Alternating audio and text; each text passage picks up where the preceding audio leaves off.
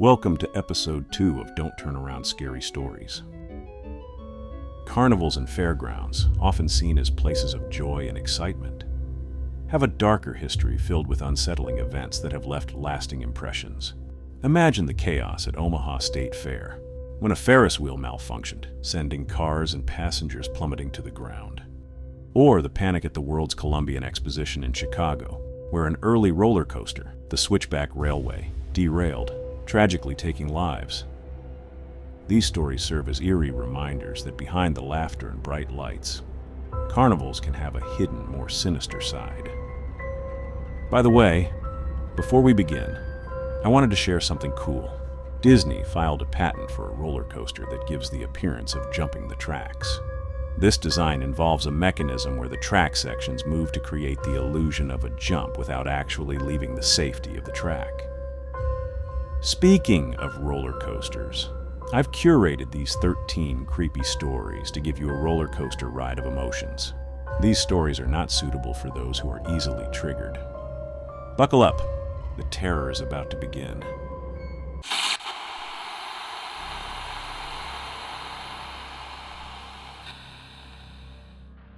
I made my rounds near the porta potties.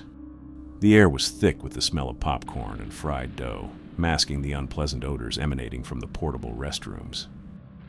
I hated this part of the job, but someone had to do it.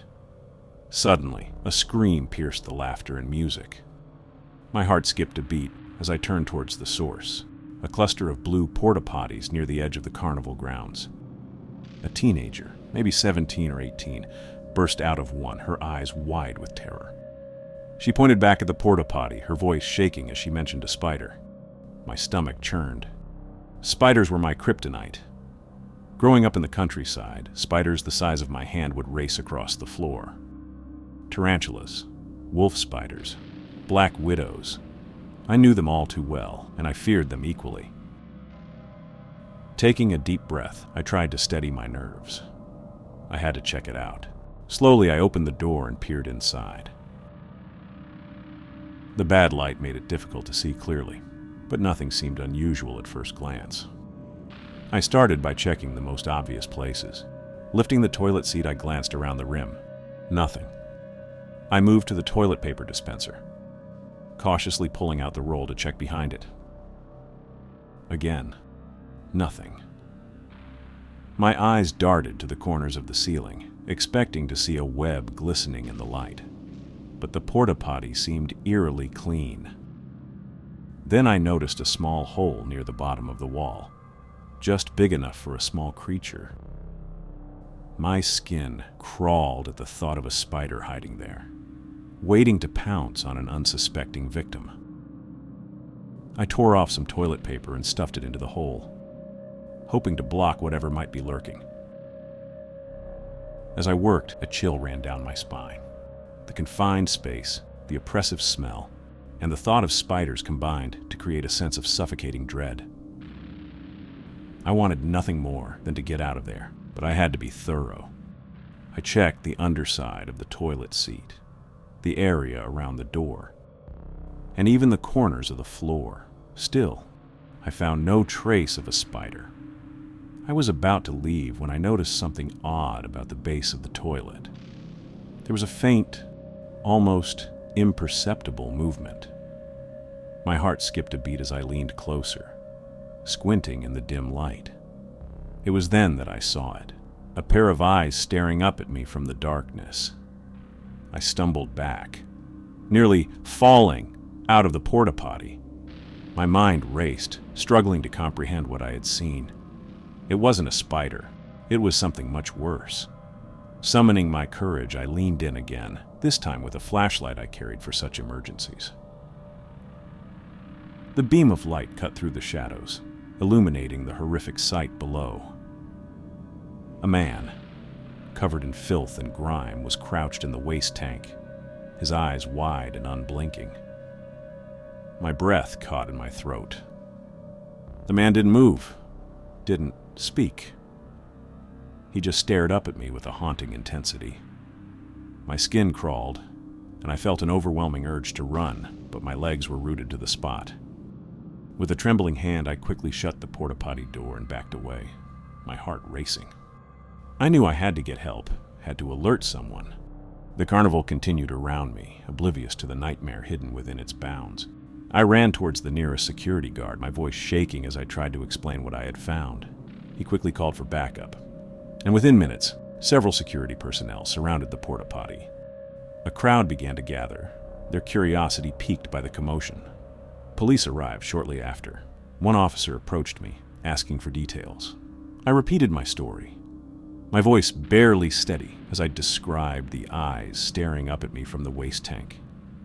The officers moved in, prying open the porta-potty door with a mix of caution and determination. As they pulled the man out, the crowd gasped in unison.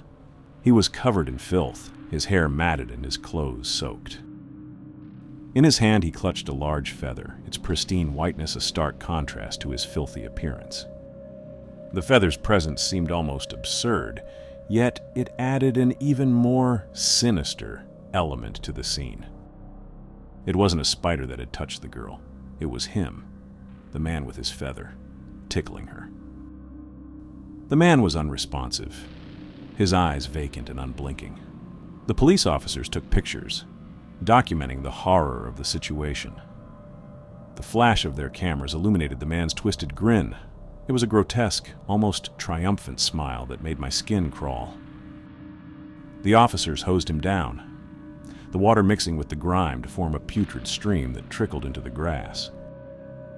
Once he was somewhat clean, they cuffed him and led him to the back of a police car. Here's my advice. Every time you use a porta-potty, flash your phone down into the waste tank, just to make sure the lurker isn't hiding inside.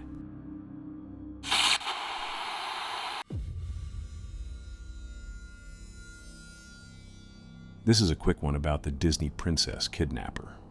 On the night of July 3rd, 2023, at the Epcot parking lot in Walt Disney World, a female cast member was grabbed around the waist by a man who forcibly attempted to pull her into his vehicle. She screamed loudly and elbowed him in the head until he let go. The man, described as a bald white Hispanic male in his 40s or 50s driving a dark sedan, said, "It's okay. Come to me, princess." The woman ran to her car as he sped off. She reported the incident to Disney security and the Orange County Sheriff's Office the next day. Authorities have not been able to locate the suspect, and the case remains open. The sun was setting over the carnival in Sydney. I was thrilled to be here, in my gap year. At 18, I felt an exhilarating sense of freedom, making my own choices and daring myself to try new things. I wandered past stalls selling cotton candy and hot dogs, my eyes scanning the rides for the ultimate thrill. That's when I saw it. The Vortex. It was the newest attraction, a massive contraption of metal and lights that promised an experience like no other. My friends had chickened out, but I was determined to prove my bravery. I bought my ticket and joined the line, my heart racing with excitement and nerves. When it was finally my turn, the attendant strapped me into the ride, securing the harness tightly over my shoulders and waist. The seats were arranged in enclosed compartments, ensuring riders stayed secure no matter how wild the vortex got. The other riders, visible through small windows, looked as excited and nervous as I felt. The ride would spin us around, lift us up and down, and shake us in every possible direction. I was ready. The machinery whirred to life, and I felt a jolt as the ride began to move. That's when I saw it. Something small and dark, moving in the shadows beneath my seat. My heart skipped a beat as I realized what it was. A snake, its scales glistening under the dim lights. This was a nightmare come true. Before I could react, the ride jerked upwards, and I was lifted off the ground. The snake, disturbed by the sudden movement, slithered frantically, its body twisting and turning. I tried to scream, but the sound was drowned out by the roar of the machinery and the yells of other riders. I was strapped in, unable to move. The ride spun faster, and I felt myself being thrown around. Each time the ride shifted, the snake was tossed around with me, its body slamming against my legs and feet. The ride's violent motions only made the snake more agitated. Terror gripped me. My body trembled uncontrollably, and I felt a warm, humiliating wetness spread between my legs. I had peed myself in fear. The ride's relentless pace never gave me a chance to process my embarrassment. But I was too focused on the snake, now hissing and snapping. Then, the ride flipped us upside down. The snake was suddenly near my face, thrashing wildly. Its fangs glinted in the light, inches from my skin. I felt its cold scales brush against my cheek, and I screamed, the sound lost in the chaos. Just as it was about to strike, the ride jerked violently, throwing the snake off balance. It missed me by like a hair.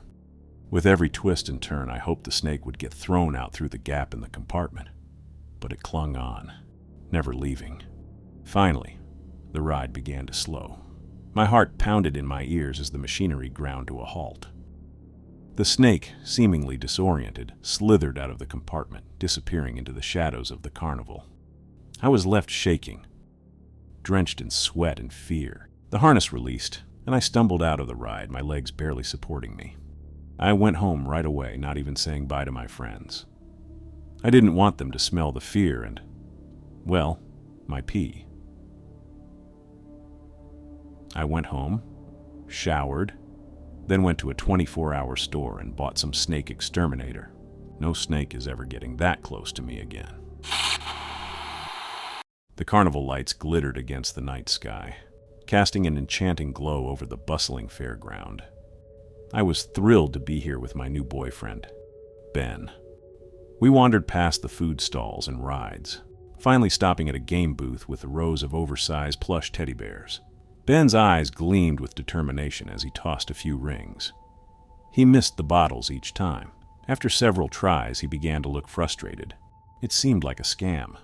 No matter how close his throws were, he couldn't win. The Carnival Worker, a gaunt man with a greasy smile, watched Ben's failed attempts with a glint in his eye. Finally, after what felt like an eternity of missed shots, the Barker leaned in, almost conspiratorially, and handed us the biggest teddy bear with a flourish. "Here, kid," he said, his voice oily. "You've tried hard enough."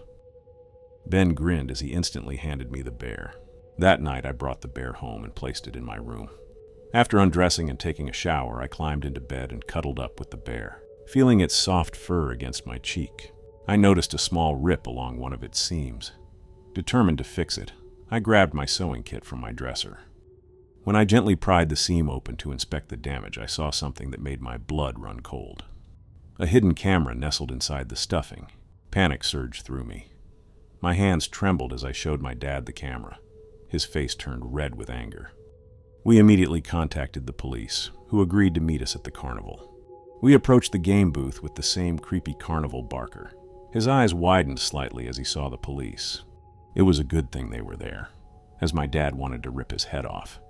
The police began questioning him, but he denied everything with a sleazy grin. They started ripping apart other teddy bears from the booth. Stuffing flew everywhere, creating a macabre scene of decapitated toys. He maintained his innocence, his smile never wavering. And despite their efforts, they didn't find any more cameras. That night I was on the phone with Ben, recounting the bizarre and terrifying events. Our conversation turned flirty, but a comment from Ben made my blood run cold. "I love that cute little underwear set you wore tonight, the one with the pink circles," he said casually. A chill ran down my spine. My underwear was distinct. How did he know it had pink circles? There's no way he could have seen it. Unless... My mind raced as I connected the dots. In the car going home, he borrowed the bear as he got something from the trunk of his car. The realization hit me like a punch to the gut. Ben was the one who put the camera inside. Fear and betrayal washed over me, making my skin crawl. I ended the call abruptly. I knew I had to tell my dad and the police the truth about who was really behind the camera in the bear. They're all on the way to his house now. I just hope the police get there before my dad. Liam was the first to suggest it, of course. He always had a knack for finding the most exhilarating and often dangerous things for us to do. As we arrived, the vibrant lights and festive sounds enveloped us. Liam's eyes sparkled with excitement, his infectious grin spreading to the rest of us. He nudged me playfully. "Come on, Emma, let yourself go." I'd split up with my boyfriend of a year, so Liam was here trying to help me forget everything that douchebag did. We started with the classic carnival games. Liam was surprisingly good at them, winning a giant stuffed bear that he promptly gave to a little girl who had been eyeing it wistfully. Her face lit up with pure joy, and Liam shrugged it off with a modest smile. That was Liam, always doing small, kind things without a second thought. We rode the Ferris wheel next. As we ascended, the world seemed to shrink below us. Liam leaned back, his arm casually draped over the edge of the car, and pointed out the constellations in the night sky. He had this way of making everything seem magical, turning ordinary moments into amazing memories. Remember when we first met?" he asked, a nostalgic tone in his voice. I laughed, nodding. "How could I forget? You spilled coffee all over me on the first day of freshman year." Liam laughed and looked right at me. "And you still agreed to be my friend. I knew then you were someone special," he said. It was moments like these that made me realize how much Liam meant to me. He wasn't just my best friend. He was my anchor, the one who always knew how to lift my spirits. And yeah, if he wasn't gay, I would have gone for him in a heartbeat. As we wandered through the carnival, the night seemed perfect. That was until Liam spotted the Sky Screamer. The ride towered above us, a looming structure of metal and lights. It looked both thrilling and terrifying, a mix that made my stomach churn. "Come on, Em, one last ride?" Liam's voice echoed in my mind, a playful challenge I couldn't resist. I nodded, trying to ignore the gnawing unease that had settled in my chest. We boarded the ride, strapping ourselves into the circular car. The safety harness clicked in place, a false sense of security. As the ride began its slow ascent, the carnival below grew smaller, and the night sky seemed to stretch infinitely above us. Liam leaned back, a contented smile on his face, completely at ease. "This is going to be amazing," he said, his voice full of excitement. "Just wait until we reach the top." As we reached the peak, the car paused, giving us a breathtaking view of the carnival lights below. For a brief moment, everything was perfect. Then the car began to spin, the world becoming a blur of lights and colors. My stomach lurched, and I gripped the safety bar tightly, trying to steady myself. Just as I started to adjust to the spinning, there was a sudden jolt. The car shuddered violently, and I felt a sickening drop in my stomach. The sound of grinding metal filled the air, a noise that still haunts my nightmares. The ride stalled, tilted precariously, and the safety harnesses began to loosen. "Liam!" I screamed, my voice barely audible over the mechanical groaning. I reached out for him, but it was too late. The harnesses gave way, and the car tilted further. I felt myself being lifted out of my seat, the world spinning around me. Liam's face flashed before me, his expression a mix of fear and disbelief. In that moment, time seemed to slow down. I saw his hand reaching out, a futile attempt to hold on, to stay together. Then we were falling. The ground rushed up to meet us. I landed with an impact that shattered my bones. The sound was sickening. Liam lay next to me, motionless, his limbs twisted at unnatural angles. Blood pooled around him, staining the puddle a dark, viscous red. I tried to move, to crawl towards him. My body wouldn't respond. Panic set in as I struggled to lift myself, only to realize my legs were numb, unresponsive. The pain in my back was excruciating, but the terror of not being able to move was even worse. I realized I couldn't feel my legs. My body was broken. With everything I had, I reached out with my arms, dragging myself closer to Liam, the rough ground scraping against my skin. I tried to scream, but my voice was trapped in my throat. The world around me was a blur of flashing lights and distorted sounds. People began to gather around, their faces pale with shock and horror. I could hear their gasps, their whispered prayers, shouts for help, but it all seemed distant, as if I were underwater. The sight of Liam lying there was more than I could bear.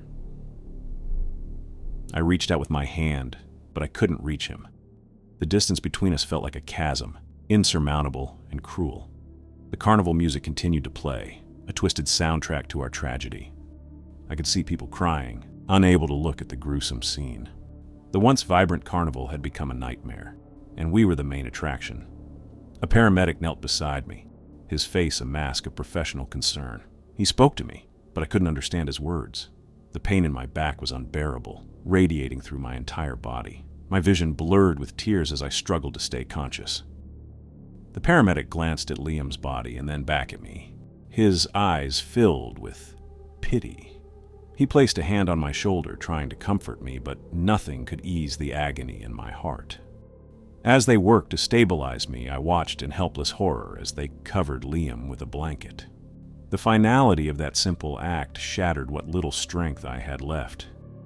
I closed my eyes, the tears spilling over, and let the darkness take me. I woke up in a hospital room. My parents were at my bedside and did their best to comfort me. As I tried to sit up, a sharp pain shot through my back, and I realized something was terribly wrong. I glanced down, and the sight that met me was devastating. My legs lay motionless under the blanket, completely unresponsive. I tried to move them, but there was nothing. No sensation, no movement. The doctor came in, his face a mixture of sympathy and professionalism. He explained that I had suffered a severe spinal cord injury, and the prognosis was grim. The medical terms blurred together, but the reality was stark and inescapable. I was paralyzed from the waist down. My parents held my hands, their eyes filled with tears. They whispered words of love and encouragement. But all I could think about was Liam, his laughter, his smile, his unwavering presence in my life. He had been more than a friend. He had been my family, my confidant, my anchor. And now he was gone. I closed my eyes, the memories flooding back. The late-night study sessions, the spontaneous road trips, the quiet moments of understanding when words weren't necessary. Liam had been there for it all, and the thought of facing the future without him was unbearable. In the weeks that followed, I began the long and painful process of rehabilitation. The physical therapy sessions were grueling, each movement a reminder of what I had lost. But the hardest part was the silence, the absence of Liam's voice, his comforting presence. Every moment was a struggle, not just against the physical pain, but against the overwhelming grief.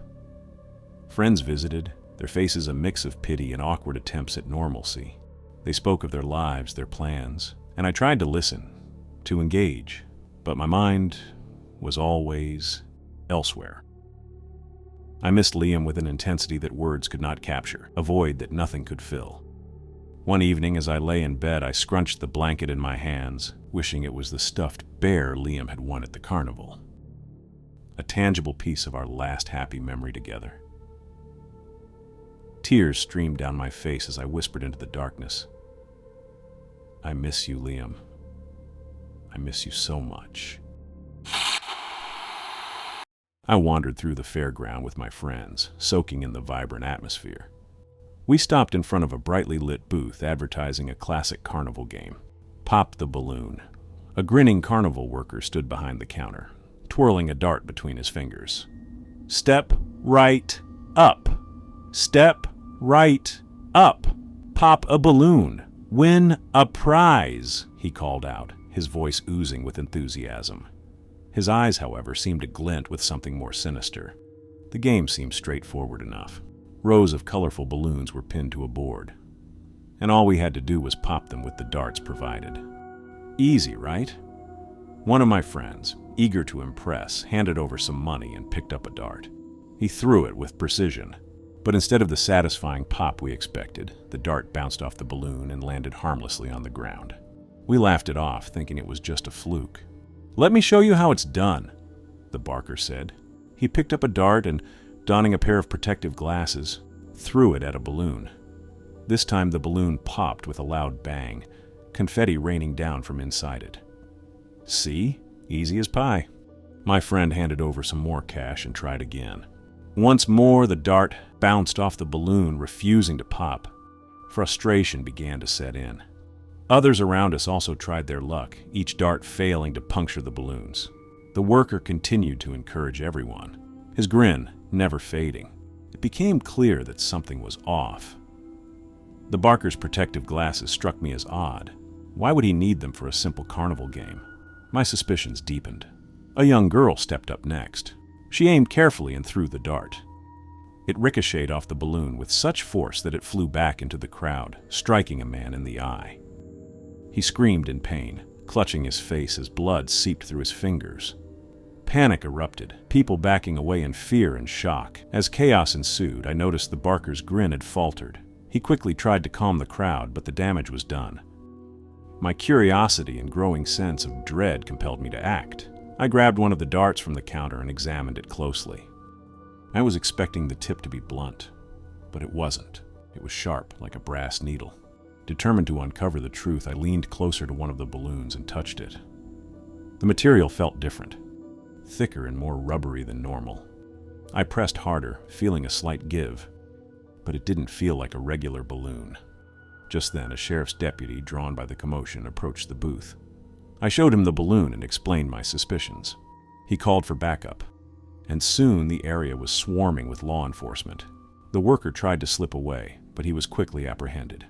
They began inspecting the balloons and darts, confirming my suspicions. The balloons were made of a reinforced material, nearly impossible to pop with the blunted darts provided.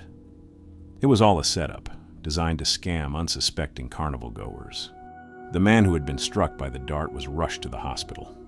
His injury severe, but not life-threatening. The next day, unable to shake the events from my mind, I decided to return to the carnival. To my shock, the booth was still there. The same worker stood behind the counter, twirling a dart between his fingers and wearing that same unsettling grin. The county sheriff's being there had done nothing. I watched in horror as a little boy stepped up to the booth, eager to try his luck. He handed over his money and picked up a dart. My heart pounded as he aimed and threw it. The dart bounced off the balloon with terrifying force, flying towards his face. I closed my eyes and turned, hearing the same screams of panic from the night before. I walked away knowing something like this probably happened every night. And there was nothing I could do about it. I'd been working at the carnival for just a few weeks, earning minimum wage, mostly because I needed the money and had nowhere better to go. My boss, Rick, was a real piece of work. Quick to anger and slow to praise, he barked orders and expected perfection from his underpaid staff. I spent most of my shifts at the Lost and Found booth, a small wooden shack plastered with colorful posters and red and white balloons. It was just past sunset when a frantic woman approached, tears streaming down her face.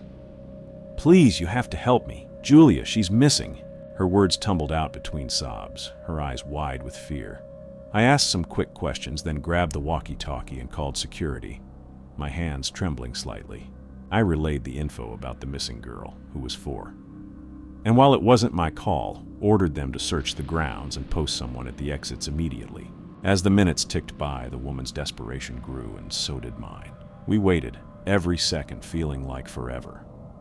The carnival seemed oblivious to the unfolding nightmare, the laughter and screams from the rides continuing unabated. Security combed through the crowded grounds.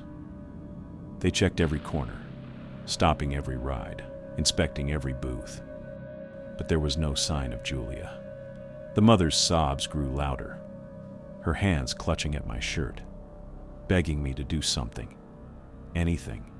I couldn't shake the feeling that we were missing something, that Julia wasn't just lost, she was taken. Rick stormed into the booth, his face red with anger. "What the hell is going on here? Why haven't they found her yet?" he snarled, his temper flaring as usual. I could feel his frustration, but it only added to the dread pooling in my stomach. I told him they're still searching. Rick glared at me before turning to the mother. "Ma'am, we'll find your daughter.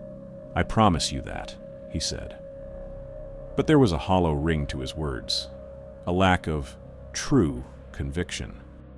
The minutes dragged on, each one heavier than the last. People started whispering, the news of the missing child spreading through the crowd like wildfire. Fear was contagious, and I could see it in the eyes of the other parents clutching their children tighter. Many started leaving, making security's job harder. Rick asked where she was last seen, and the mom said they went on the Ferris wheel together. We hurried to the Ferris wheel, just in case they'd missed something. Rick yelled at the ride attendant to check all the capsules. One by one, they opened each door, searching for any sign of Julia. I held my breath as they reached the final capsule, my heart pounding in my chest. But each one was the same, empty, void of any sign of the little girl. Just as the last compartment was checked and found empty, the mother's scream pierced the night air. "She's up there!" she yelled hysterically, pointing toward the top of the Ferris wheel. I squinted, trying to see what she was pointing at. At first, there was nothing but darkness and the faint outline of the Ferris wheel's frame. Then, I saw it, a cat, perched precariously at the top. "Your Julia is a cat?" Rick asked. The woman nodded. The mother's eyes were wild with desperation. "That's her! That's my Julia!" Rick seemed pissed, didn't say a thing. He motioned for me to follow him, and we got into a capsule. The ride operator slowly turned the Ferris wheel, bringing us closer to the cat, perched precariously at the top. The giant wheel creaked and groaned as it moved, each rotation filled with nerve-wracking tension. As we got closer, the cat seemed to grow more agitated. It shifted on the narrow beam, its claws digging into the metal. The wind picked up, making the car sway slightly, and I gripped the safety bar tighter. The mother's frantic pleas echoed in my ears. She was begging us to save Julia, saying the cat was everything she had. Rick remained silent, his jaw clenched as he focused on the cat. The closer we got, the more tense the atmosphere became. I could see the determination in Rick's eyes, but also the frustration. He wasn't used to dealing with situations like this, and it showed. The car finally reached the top, stopping just a few feet from the trembling cat. Rick leaned out, his arms stretching towards the frightened animal. "Come here, kitty," he muttered, his voice low and coaxing. The cat hissed, its body tensing as it backed away from Rick's outstretched hand. My heart pounded in my chest, the fear of the cat falling looming over us. The wind gusted again, making the wheel sway, and the cat teetered dangerously on the edge. I told Rick to be careful and not to spook it. He shot me an angry look. The cat's eyes darted between us and the ground below, its fear emanating on its face. Julia took a hesitant step towards Rick, then another. Just as it seemed like we might actually reach it, the wind picked up again, stronger this time. The cat's balance wavered, and it let out a panicked yowl. My breath caught in my throat as I watched it struggle to stay on the beam. Rick lunged, grabbing the cat by the scruff just as it lost its footing. For a moment, relief washed over me, thinking we had saved it. But then, in one swift, almost imperceptible movement, Rick's grip shifted. His face remained calm, but I saw the brief flash of annoyance in his eyes. Before I could react, Rick's hand gave a subtle but deliberate push. The cat slipped from his grasp, plummeting into the darkness below. I watched in horror, my heart stopping as the cat's scream echoed through the night. Abruptly cut off, the mother's relieved sobs turned into a wail of despair as she realized what had happened. But Rick, ever the actor, leaned back with a look of feigned surprise. "Damn wind," he said, shaking his head. My stomach churned with a mix of fear and disgust. I knew what I'd seen, but I also knew that confronting Rick would be useless, maybe even dangerous. He had concealed his true intentions well, but I couldn't shake the feeling that there was more to his temper than just impatience. As we began our descent, the carnival's lights seemed harsher, the sounds more distorted. The relief of being back on solid ground was overshadowed by the dark realization of what Rick was capable of. Before we touched the ground, I had already made my decision. I got out, my legs shaky but determined. Without looking back, I walked away from the Ferris wheel, away from the carnival. I could hear Rick shouting after me, his voice filled with anger and threats. But I didn't care. I was done. Later that night, my phone pinged with messages from Rick, each one angrier than the last. He demanded that I return, threatening to dock my pay, to ruin my reputation. But none of it mattered. I blocked his number, knowing that I would never go back.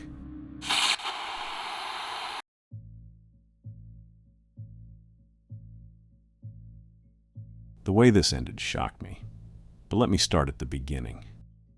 The carnival was winding down for the night. The lights of the Ferris wheel still blinked in the distance, casting an eerie glow over the grounds. I had been working here for a few years now, so I knew the rhythm of the place. The crowds thinning out, the last few rides finishing their runs, and the workers beginning their nightly routines.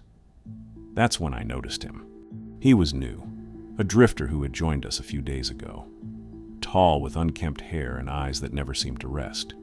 His clothes were worn and tattered, as if he had traveled far without much concern for appearance. There was something off about him. He rarely spoke, and when he did, his voice was low and raspy, almost like a whisper. He had a way of appearing suddenly, blending into the shadows, watching. Tonight, he was watching Jane.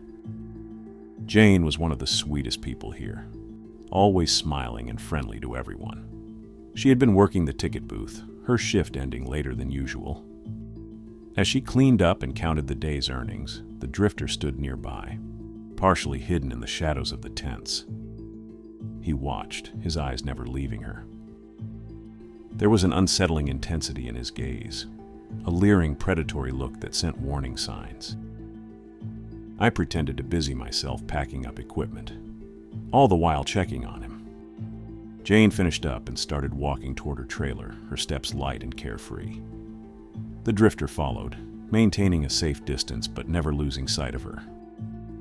He moved quietly. Jane seemed oblivious, humming a tune as she walked. The way he followed her, it was like he was studying her every move, every gesture. She stopped briefly to chat with another worker, and the drifter melted into the shadows, watching and waiting. When Jane resumed her walk, so did he. The path to the workers' trailers wasn't lit well. I quickened my pace, trying to stay close enough to intervene if necessary, but far enough to avoid detection. My mind raced with thoughts of what he might be planning. As she reached her trailer, the drifter paused, lingering in the darkness. Jane unlocked her door and stepped inside, oblivious to the silent watcher. I saw him inch closer, his hand reaching out as if to touch the door, but he stopped short. Instead, he just stood there, staring at the door, breathing heavily. I couldn't take it any longer. I approached quietly but quickly, my footsteps light on the gravel. As I got closer, I could hear his breathing, shallow and rapid. The closer I got, the more I could see the sinister look on his face, the twisted satisfaction in his eyes. "Hey," I called out, my voice steady despite the fear churning in my gut. He turned sharply, his eyes wide with surprise, then narrowed in anger. For a moment, we stood there, locked in a silent standoff. Then, without a word, he turned and disappeared into the shadows. I waited until I was sure he was gone. I knocked on Jane's door. She opened it, a look of surprise on her face. I told Jane what I saw, trying to keep my voice calm despite the fear knotting in my stomach. Her eyes widened in shock, and she seemed genuinely scared. She confessed that someone had been leaving her creepy notes for the past few days. "Lock your door," I urged her. I could tell she was shook. The carnival was extremely quiet now, most of the lights off. I couldn't shake the uneasy feeling.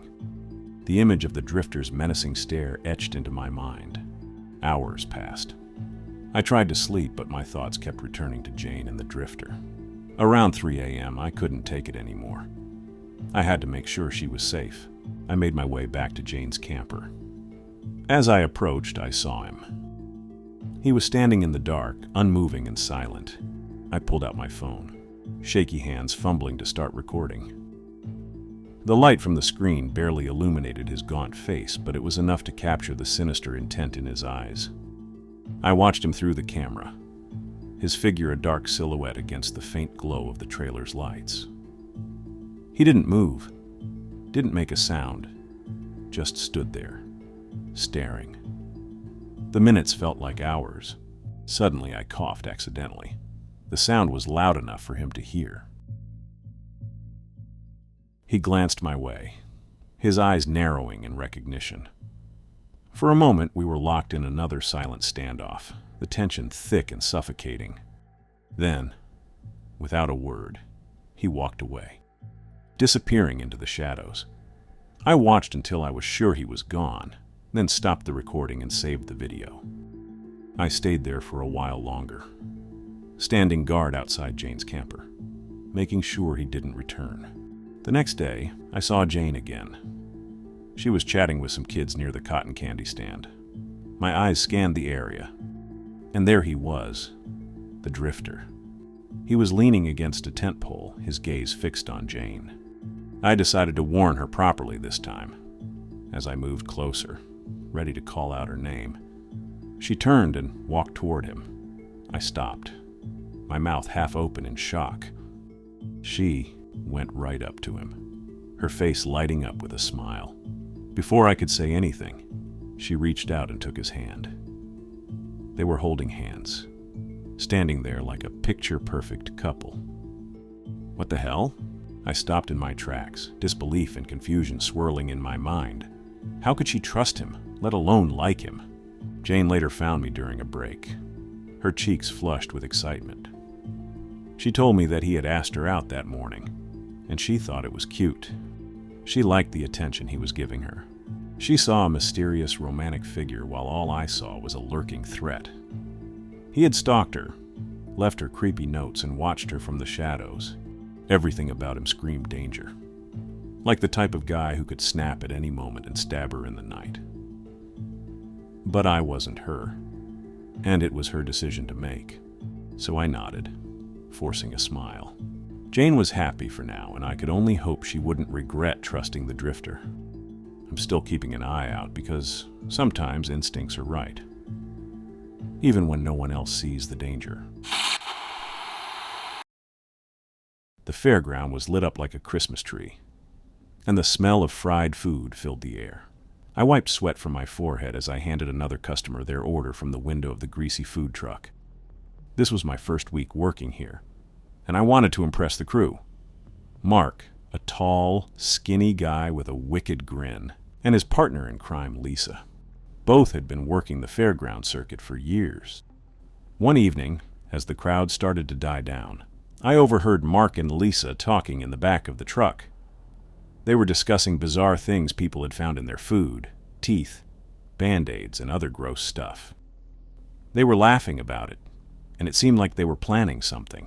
When I asked what they were up to, Mark explained their game, adding special ingredients to the food and seeing who could come up with the craziest thing without getting caught.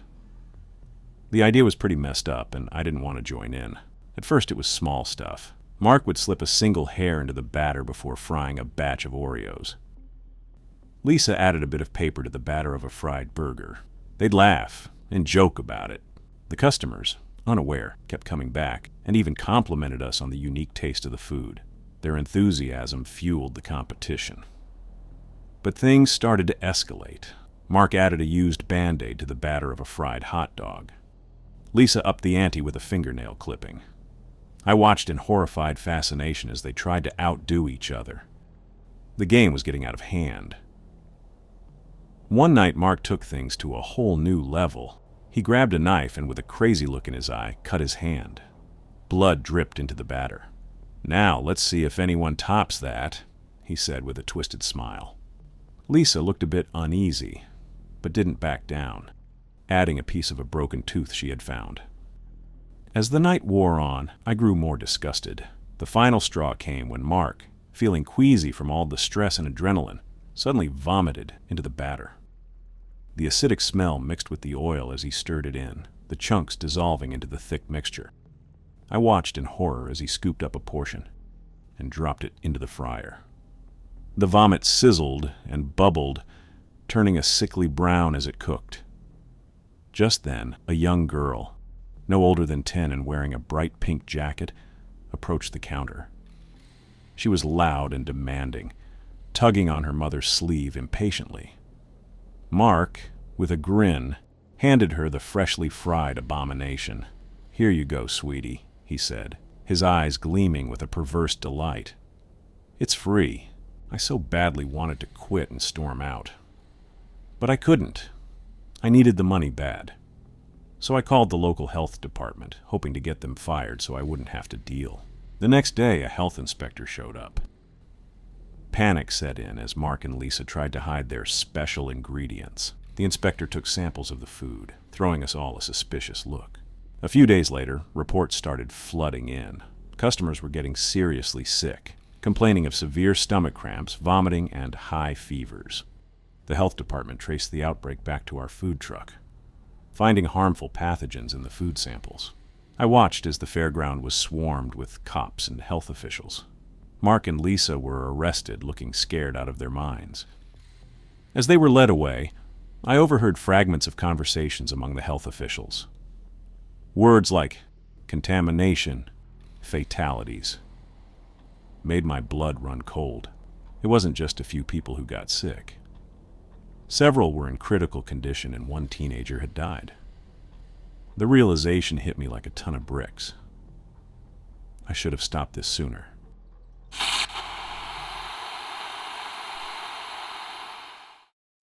Amusement parks had never really been my thing, but my friends insisted we check out the fairground that had set up just outside town. The flashing lights, the smell of fried food, and the constant chatter of excited people filled the air. Despite my initial reluctance, I found myself enjoying the evening. We wandered from ride to ride, played a few games, and eventually my friends dragged me to a hypnotist act. I scoffed at the idea. Hypnotism was a joke, a cheap trick to entertain gullible people, but my friends were insistent. So I followed them into the tent, taking a seat near the back. The hypnotist, a man with a polished demeanor and a penetrating gaze, stepped onto the stage.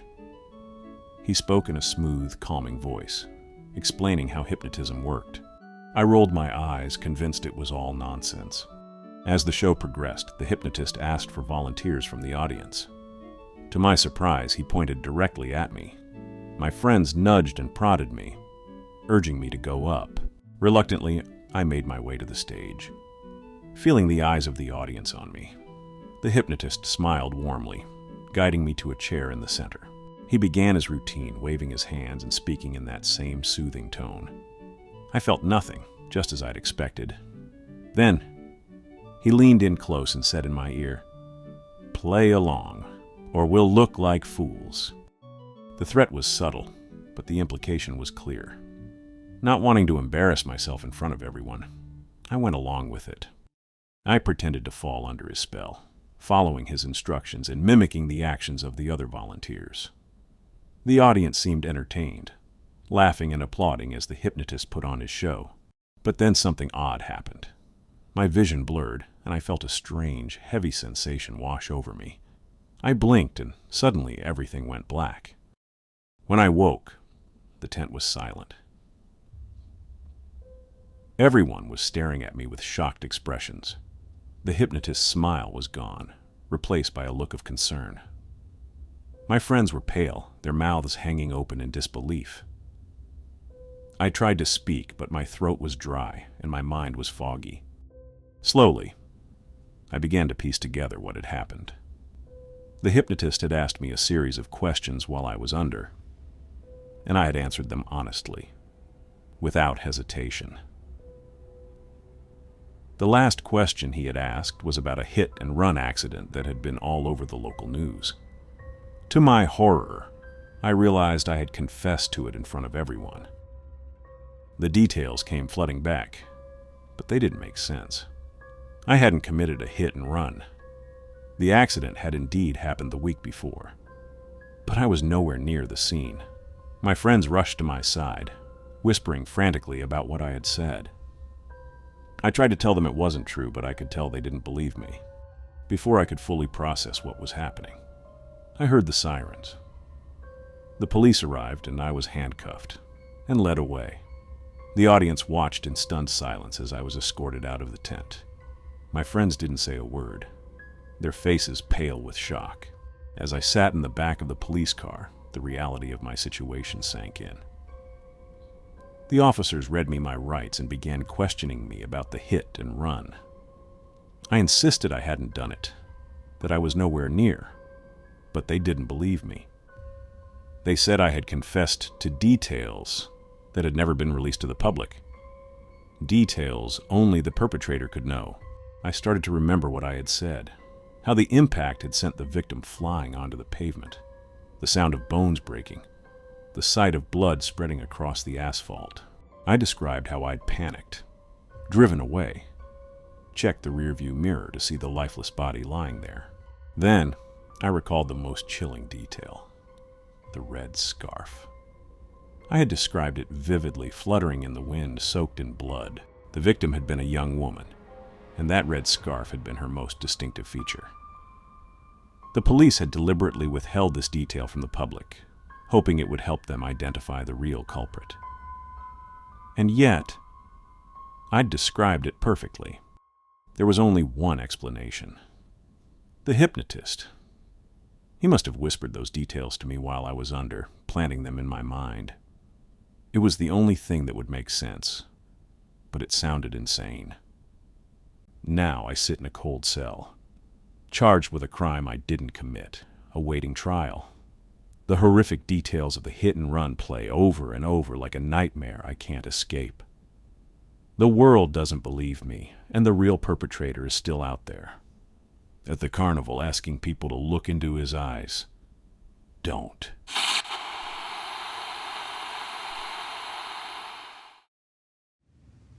I was new to town, and the fair was the first interesting thing to happen since I arrived. The bright lights and lively music were a welcome distraction from my loneliness. I wandered through the bustling crowd, watching families and friends laughing together. But I felt like an outsider. I didn't have any money, so I couldn't afford to go on any of the rides. As the night wore on and the crowd began to thin, I noticed the back exits to the rides were less guarded. Taking my chance, I slipped into the back of a few rides when people were getting off, enjoying brief moments of excitement before slipping away unnoticed. The Ferris wheel was my last target. I waited until the operators were distracted, then quickly ducked into an empty gondola as a group of riders exited. The ride started, and for a moment, I was super happy. The view was incredible, the carnival lights twinkling below as the Ferris wheel carried me higher and higher. But as I reached the top, the wheel suddenly stopped. The lights flickered and went out, plunging the carnival into darkness. The operators, busy closing down for the night, didn't seem to notice that I was still on the ride. The Ferris wheel was enormous, one of the tallest in the country. I was suspended hundreds of feet in the air, and the realization of how high up I was only added to my fear. I shouted for help, but my voice was lost in the wind, swallowed by the vast emptiness around me. No one could hear me from this height. The temperature dropped rapidly, the cold Scottish air biting into my skin. Snow began to fall more heavily, a light dusting turning into a relentless flurry. I was trapped, high above the ground, and the reality of my situation set in. My phone was dead, and I had no way to call for help. Desperate, I searched my pockets for anything I could use to signal someone. I found a few small objects and started dropping them, hoping to catch someone's attention. Everything I dropped disappeared into the snow. Panic surged through me, but I had to keep trying. I needed to survive. I grabbed the metal railing to steady myself, and my hand slipped on the ice that had already begun to form. The cold was intense, and I could feel it seeping into my bones. My clothes, though layered, were not enough to keep the biting cold at bay. The freezing wind cut through me like a knife. I huddled into myself, trying to conserve what little warmth I had left. As time passed, the cold became unbearable. My fingers and toes went numb, and I could feel the frostbite setting in. My skin began to turn a pale bluish color, the first sign of hypothermia. The shivering became violent, my teeth chattering uncontrollably.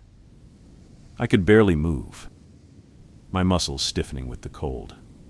I was losing the battle to stay awake, my eyelids growing heavier with each passing second. Time stretched into an eternity. The wind howled around me, the snow stinging my face. I started to hallucinate, imagining shapes moving in the shadows below. But no one came. The silence was deafening, broken only by my chattering teeth and the occasional creak of the Ferris wheel in the wind.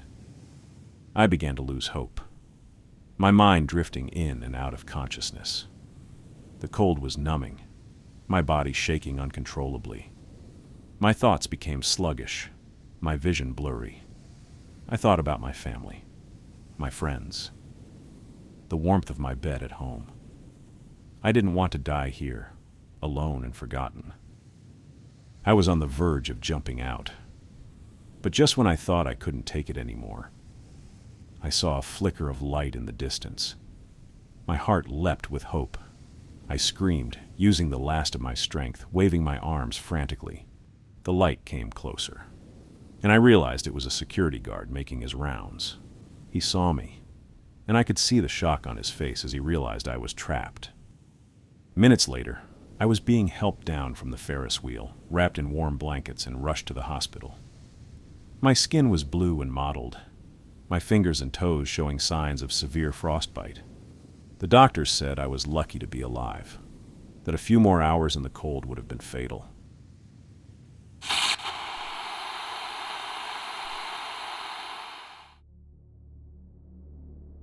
In Brooklyn, New York, Billy Gaffney was 4 years old, playing with his 3-year-old neighbor in the hallway outside their apartments. When the neighbor's 12-year-old brother went to check on them, he found the hallway empty. The 3-year-old was later discovered on the roof of the apartment building. But Billy Gaffney was nowhere to be found. When questioned, the 3-year-old said that Billy had been taken by the boogeyman. The vague and childlike description didn't offer much to the investigators, who initially believed that Billy might have wandered off on his own. Extensive searches were conducted in the surrounding areas, including local carnivals and fairs, but no trace of Billy was found.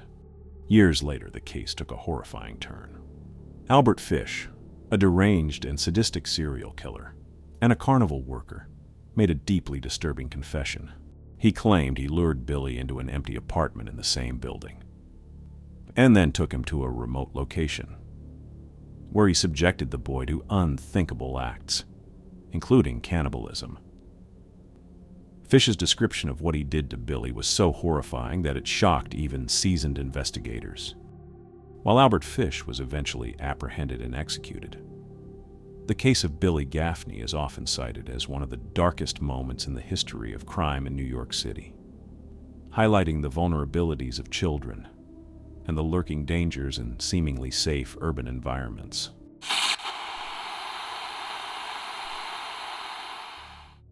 I always thought I was fearless. Heights, darkness, creepy crawlies, none of it fazed me. So when my friend suggested a night at the traveling carnival that had just set up in town, I was all in.